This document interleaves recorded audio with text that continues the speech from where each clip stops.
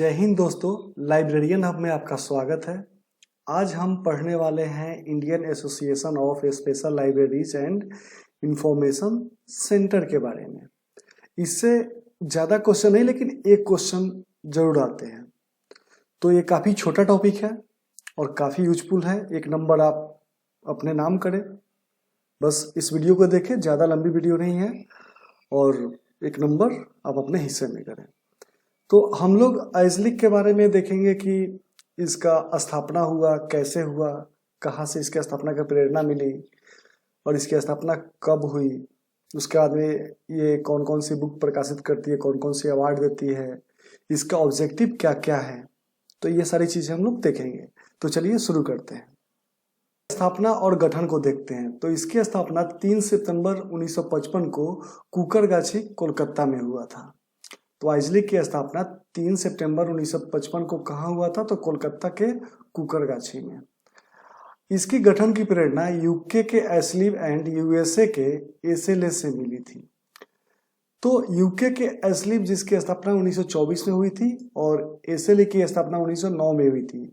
तो इन्हीं दोनों को देखकर आइजलिक के स्थापना की प्रेरणा मिली कि हमें भी आइजलिक की स्थापना करनी चाहिए। तो जो यूके के एस्लिव थे, उनका फुल फॉर्म पहले था, जो इनका पहला नाम था वो था association of special libraries and information bureaus, पर इसका नाम बाद में बदल दिया गया और फिर हो गया association of information management special library, जिसको हम लोग शॉर्ट में एस्लिव बोलते हैं। तो आइजलिक के संस्थापक और प्रथम अध्यक्ष एस.एल. होरा थे। मतलब जो इसकी स्थापना किए वही इसका प्रथम अध्यक्ष भी बन गए और उनका नाम क्या था? तो एस.एल. होरा, एस.एल. होरा। इसके प्रथम सचिव जे साहा थे।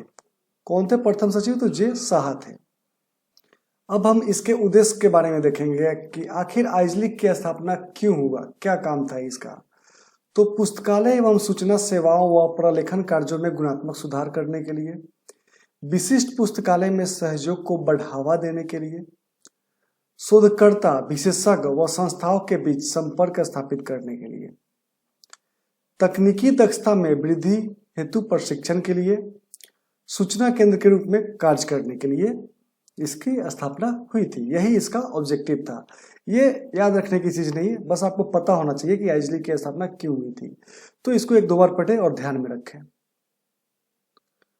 इसके कुछ अन्य सहायक कार्य भी हैं, जैसे कि मांग पर सूचना को उपलब्ध कराना, परामर्श, फोटोकॉपी व अनुवाद सेवा देना, अंतः पुस्तकालय को सहयोग एवं ऋण प्रदान करना। तो लोन कोड भी आइजलिक चलाती है। अल्पकालीन प्रशिक्षण कार्यक्रम चलाना, प्रकाशन को जारी करना, सम्मेलन व संगोष्ठियों का आयोजन करना, एलआईएस साहित्य का संग्रह करना, पुस्तकालय की सेवा शर्तों व वेतनमान में सुधार करना, और नीसेट के सहयोग से ये सारी योजना आइजलिक चलाती है। तो नीसेट का फुल फॉर्म क्या होता है? तो national information system for science and technology. अब इसके सदस्यता के बारे में देखते हैं। तो इसकी जो ऑनरी मेंबर होती है वो 25 वर्षों के लिए होती है।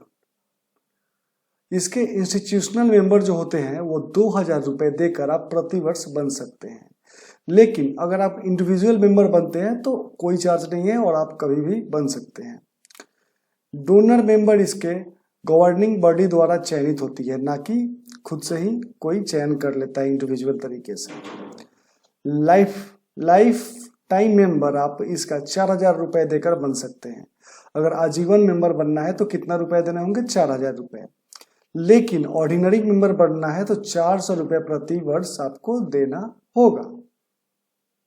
प्रकाशन को देखते हैं, कौन कौन से इसके पब्लिकेशन है। तो आइजलिक बुलेटिन है। आइजलिक बुलेटिन जो कि 1956 में प्रकाशित हुई थी और यह क्वार्टरली थी, मतलब हर 3 महीने पर, 4 महीने पर यह प्रकाशित होती थी। उसके बाद आइजलिक न्यूज लेटर आता है, जो कि ठीक इसके 10 साल बाद आता है। कब? 1966 में। तो यह मंथली है। तो बुलेटिन होगा तो क्वार्टरली होगा, अगर न्यूज लेटर होगा तो मंथली होगा। उसके बाद में आता है ILSA जिसका फुल फॉर्म होता है Indian library and information science abstract, जो कि 1967 में आया। और यह कैसा था? तो एनुअल था, वार्षिक था। तो 1966 के जस्ट बाद ILSA आता है जो कि वार्षिक था। एक और प्रकाशन है जिसका नाम है directory of special and research library in India, तो यह 1985 में आई थी। तो आइजलिक स्पेशली रिसर्च ऑर्गेनाइजेशन के लिए ही काम करती है। तो स्पेशल एंड रिसर्च जहां भी आएगा आपको समझ जाना है कि यह पुस्तक किसके द्वारा प्रकाशित की हुई है, तो आइजलिक के द्वारा। अब इसका संगठनात्मक संरचना देखते हैं। आइजलिक क्या है? तो एक लोकतांत्रिक निकाय है और इसका कार्यकाल 3 वर्षों का होता है। तो 3 वर्षों का कार्यकाल में कौन कौन पदाधिकारी आते हैं उनको देखते हैं, उनकी संख्या कितनी है ये देखते हैं। तो प्रेसिडेंट, एक प्रेसिडेंट होगा, स्वाभाविक सी बात है प्रेसिडेंट एक ही होते हैं। 6 वाइस प्रेसिडेंट होगा, एक जनरल सेक्रेटरी होगा, एक ट्रेजर होगा, एक लाइब्रेरियन होगा। तो एक एक वाला याद रखें, एक लाइब्रेरियन, एक ट्रेजर, एक जनरल सेक्रेटरी और एक प्रेसिडेंट होगा। ज्वाइंट सेक्रेटरी 3 होंगे। ज्वाइंट सेक्रेटरी कितने होंगे? 3 होंगे। 6 वाले को एक बार याद करते हैं। तो वाइस प्रेसिडेंट 6 होंगे और इंस्टीट्यूशनल गवर्निंग बोर्ड मेंबर्स 6 होंगे। और 3 क्या होंगे? जनरल सेक्रेटरीज होंगे और 47 गवर्निंग बॉडी मेंबर्स होंगे। तो हमें उम्मीद है कि ये चीजें आपको समझ में आई होगी। तो ऐसे पार्ट पार्ट में डिवाइड करके आपको याद करना है कि सबसे पहले एक वाला, एक प्रेसिडेंट, एक जनरल सेक्रेटरी, एक ट्रेजर और एक लाइब्रेरियन। उसके बाद 6 vice president and 6 institutional member होंगे। तो ऐसे आपको याद रखना है। और फिर उसके बाद में 3 ज्वाइंट सेक्रेटरी, एक 3 वाले एक ही है तो सिर्फ 3 ज्वाइंट सेक्रेटरी, और 47 वाले भी एक ही है तो 47 गवर्निंग बॉडी मेंबर्स होंगे। तो इस तरह से याद रखिए। इसका जो परिषद है तो कार्यकारी व वित्त समिति नियुक्त करती है। इसके परिषद की नियुक्ति कौन करती है? तो कार्यकारी व वित्त समिति। इसके टोटल 60 डिवीजन है। अब हम लोग लाइब्रेरी के बारे में पढ़ रहे हैं और उसके 60 डिवीजन आइजलिक का है। तो पहला डिवीजन स्वाभाविक सी बात है कि कौन सा होगा? लाइब्रेरी डिवीजन होगा। अब लाइब्रेरी में क्या करने हम लोग जाते हैं? तो एजुकेशन लेने। तो दूसरा डिवीजन क्या होगा? एजुकेशन डिवीजन होगा। एजुकेशन से हमें क्या मिलता है? तो इन्फॉर्मेशन मिलता है। तो तीसरा क्या होगा? Information division. इन्फॉर्मेशन जब हमें ज्यादा हो जाएगा तो हम अपने विचार को क्या करेंगे? विचार को पब्लिश करेंगे। तो चौथा हो गया पब्लिकेशन एंड पब्लिसिटी डिवीजन। जब हम लोग पब्लिश करेंगे तो उसे लोग, हमारे सर्कल के लोग स्टडी करेंगे। तो पांचवा क्या होगा? Study circle division. और स्टडी होने के बाद लोगों को जब उसमें इंटरेस्ट जगेगा तो उस पब्लिकेशन में से हर कोई, किसी का अपना अपना इंटरेस्टिंग टॉपिक होगा तो जो जिसका होगा उसी को पढ़ेगा। तो इसलिए छठा क्या हो गया? Special interest group division. और एक लास्ट बचता है 7वां जो कि सीरियल डिवीजन है। तो इस लॉजिक के साथ आप लोग याद रखें। अब लॉजिक के सेंस में नहीं जाना है कि कितना लॉजिकल है नहीं है, बस ये एक ट्रिक है ताकि 7 डिवीजन आपके माइंड में रखें बस।